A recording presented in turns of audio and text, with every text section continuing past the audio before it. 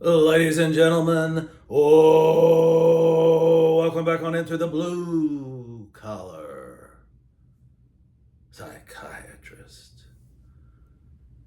How many of you in that audience that I'm talking to have heard of the phrase, the it factor? Now, what does that mean? What does that suggest? It suggests that a person or persons have a certain magnetism about them that is hard to define, but is easy to spot.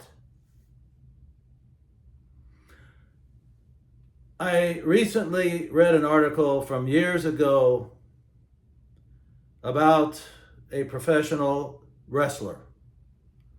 This was a son and a father. The father had been a wrestler but became the promoter, and then the son became a wrestler.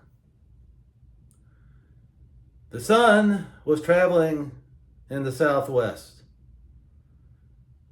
and he saw this man about 6'2" tall with curly hair walk into a bar. And he told his father, he said, "Dad, I want you to look at this guy. I'm going to send him to your office, and I want you to see what I'm talking about." He said, "Dad, every bar that we go to, the girls are all over him. I don't know what he's got, but the girls are all over him and they just won't leave him alone. And every bar in every state, this is happening." And he figured that this would transfer into charisma in the wrestling ring. The son then kind of threw up his hands because the son did not have this type of charisma. But he could see it certainly from this young man who walked into all these bars and all the women not even leaving him alone. They're just constantly putting their hands on him. And in talking about this and explaining it to an interviewer, the son who accompanied this woman magnet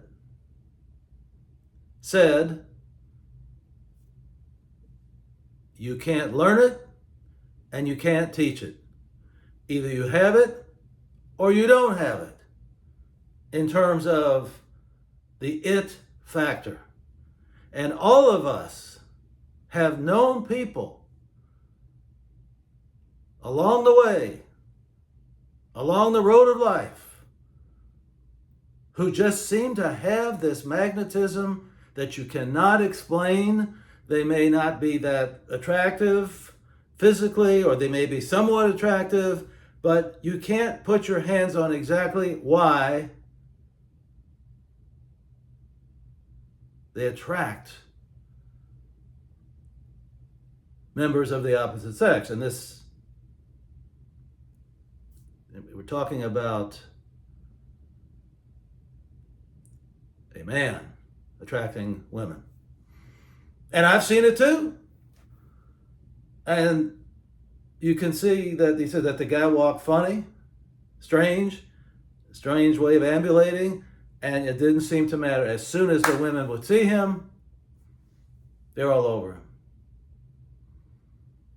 So he said to the lady killer, "Come back with me to my hometown, and I'll introduce you to my father, because I think you have a future in professional wrestling. You have that charisma, which is so important in drawing fans, especially women, to the audience." And as I said before, we've all seen this in our lives. It has nothing to do particularly with wrestling, but we've seen guys who just are what we call lady killers. They may not look any different than anybody else. And if you see this happening in all the women constantly, again and again and again and again, and I've seen it, the women just seem to sniff them out, and they just will not leave the guy alone, and they just want to meet him, and they want to talk to him, and they want to do other things that I can't mention here. I've seen it, you've seen it, and you can't explain it logically. They may walk funny, they may talk funny, but there is something about them. And this goes back to the video that I made some time ago, which said, we are not all alike. And there could not be a better example than the story that I have related to you just now. And some people can't understand it. A lot of people understand it. They say, well, you know, hey, some guys have it and some don't. But other men become envious. And they say, what has he got that I don't have? Look how he walks. Look how he talks. Doesn't matter. It's some sort of a magnetic attraction. That's all I can say about it. And again, that comes to the sun. What did the sun say? You can't learn it and you can't teach it. Either you've got it or you don't have it. That's it. And it's true. We are not all the same. We can't go to school to learn this type of attraction to women. And it just is. That's all you can say. It just is. So ladies and gentlemen, make yourself the best person that you can be by finding your attributes, finding what you are good at, and then work that again and again and again until you become great at something. That's the best that you can be. You may never have the it factor.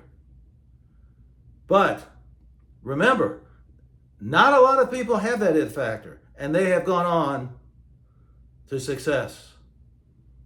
So we look at it, we see it, we marvel at it, and there's no answer to it. So why should we beat our heads together and say, what does he have that I don't have?